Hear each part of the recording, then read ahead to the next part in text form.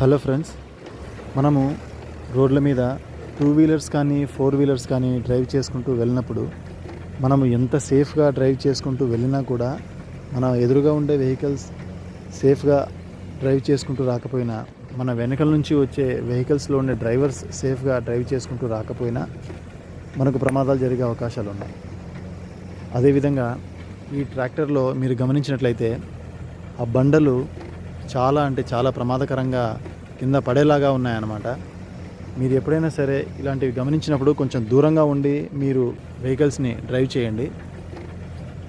ఇలాంటి ట్రాక్టర్స్, లారీసు చాలా స్పీడ్గా వెళ్తూ ఉంటాయి. ఆ అదుర్లకి కానీ, స్పీడ్ బ్రేకర్స్ వచ్చినప్పుడు కానీ, లేదా గుంతలు వచ్చినప్పుడు కానీ అవి బండలు జారి కింద పడే అవకాశం చాలా ఉన్నాయి. ప్రమాదాలు జరిగే అవకాశాలు ఉన్నాయి. నేను ప్రతి రోడ్ సేఫ్టీ వీడియోస్లో చెప్తూ ఉంటాను, బైక్ డ్రైవింగ్ చేసేవాళ్ళు, స్కూటీ డ్రైవింగ్ చేసేవాళ్ళు ఖచ్చితంగా హెల్మెట్ ధరించి డ్రైవ్ చేయండి. రోడ్ల మీద ప్రయాణం చేసేటప్పుడు చాలా సేఫ్టీగా డ్రైవ్ చేయండి. Thank you friends.